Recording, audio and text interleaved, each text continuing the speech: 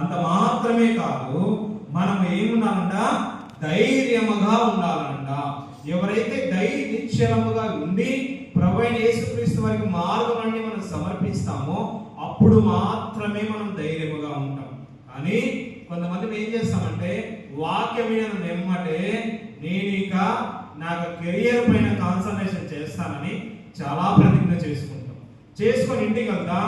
మళ్ళీ మొబైల్ చేతికి రాగానే గేమ్ స్టార్ట్ చేస్తాం, మళ్ళీ మొబైల్ చేతికి రాగానే చాటింగ్ చేస్తూ ఉంటాం, మళ్ళీ మొబైల్ చేతికి రాగానే రీల్స్ చూసి టైంపాస్ చేస్తూ ఉంటాం. మళ్ళీ వాక్యాన్ని సరి చేసుకునే లోపు సమయం అనేది వృధా అవుతూనే ఉంటుంది. మళ్ళీ ఎప్పుడు ధైర్యంగా ఉంటాం? ఎవరైతే ధైర్యం కోల్పోతూ ఉంటారో, ఎవరైతే ప్రయత్నం చేయకుండా ఉంటారో వారు ఎప్పటికీ ధైర్యవంతులు కానే కాదు.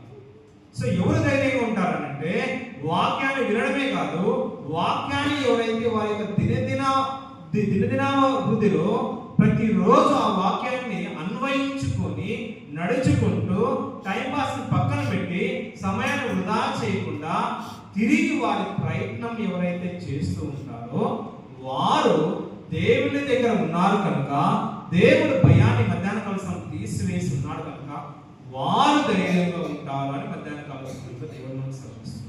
ఒకసారి చూడండి, యెహోషువ 1వ అధ్యాయం 9వ వచనం ఒకసారి చూడండి.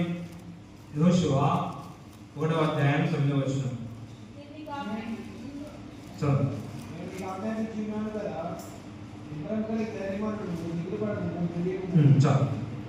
సో ఎవరైతే వారి యొక్క ప్రయత్నాన్ని దేవుడికి అప్పగిస్తారో, మళ్ళీ తిరిగి చేసిన మిస్టేక్స్ ఎవరైతే మళ్ళీ చేయకుండా ఉంటారో దేవుడు వారిని ఏమాత్రం ఉపేక్షించకుండా ఉండదు.